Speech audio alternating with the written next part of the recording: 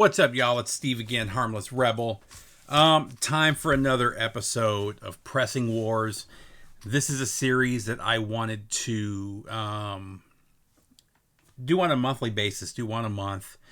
Just do some comparisons of different pressings of individual album.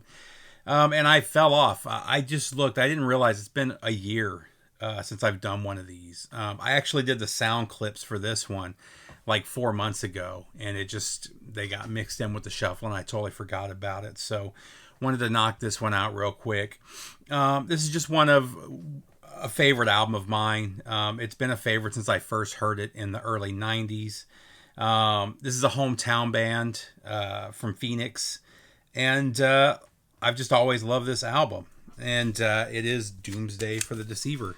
As you can tell, my original copy is pretty well beat. That really had nothing to do with the sound comparison, although I don't think the clips that I got picked up any real surface noise from this, but it is kind of a noisy pressing just from years and years and years of being played over and over again. Not always on the best quality record players and with the nicest needles. But again, just a classic album. I have always called it thrash. Some people say it's not. I really don't care. I love this album. I love this band. Their newest album is in my top 5 of the year. It's fantastic. Their last few albums have been fantastic. So this is one I definitely wanted to do the compare, because there's a drastic difference between the two. So we've got the original pressing on Metal Blade from 86. And then we're going to compare it to the... so this is the 2012 deluxe edition that came out. Let's see. The B-side has the original... it's got the original album and then a bunch of demos and some live stuff. And...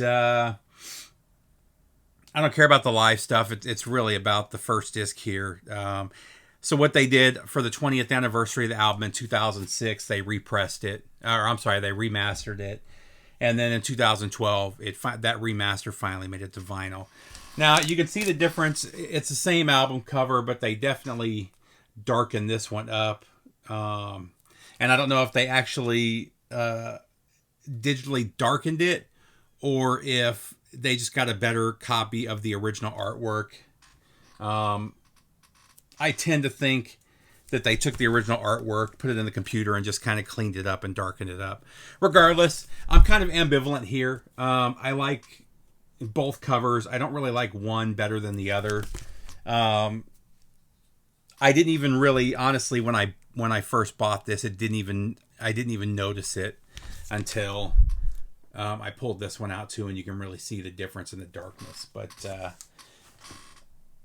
there's a drastic difference in sound. Hopefully you'll hear it in the clips later on. The remaster just sounds, it's 10 times better than the original pressing. And what it really comes down to is everything's kind of muddied together. All the sound is kind of muddied together in the original pressing. What really stood out to me on the repress were the highs, which is not abnormal. A lot of times they bring up the highs on the more modern represses. But there's a real separation in the instruments in the repress, and you can really hear the bass. The second track that I'm going to play is there's a really killer bass line in the background that you can't hear at all in the original pressing, and it's super clear in the repress. So this is definitely one of those issues, or one of those one of the times when I would say I highly recommend picking up the reissue over the original pressing. Now, this is kind of the rare occurrence, because most of the other albums that I've shown so far, the original pressings are super expensive, whereas the repressings are very reasonable. And in this case, I'm trying to think. You can get original pressings of Doomsday for relatively decent. Let's see what. I haven't looked in a while, so and I guess I spoke too soon. Yeah, never mind. So you're looking at about $80 is the cheapest. $85 for a VG Plus OG pressing. So I guess I was wrong there. It seems like just a few months ago you could buy this for like $35-$40 brand or in near mint condition. Man, the way that the market has been changing lately is absolutely ridiculous. Some of these prices. I think I picked this one up for like $22 or $23 when I bought it a couple years ago. Let's see what they're going for. Maybe they're going for crazy too. Who knows these days?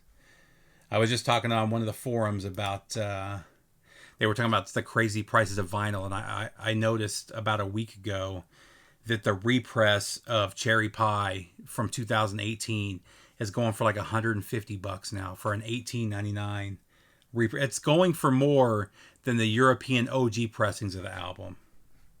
So yeah, you could still get this one for about $25, and it sounds fantastic. So in this case, the repress definitely wins over the original, though I will not be getting rid of my original copy anytime soon. So that's it for this Pressing Wars. I'll go ahead and put the clips after this. I think the next one is going to be Jethro Tull. And that's going to be kind of a special one because it's going to be pitting audiophile pressing against audiophile pressing.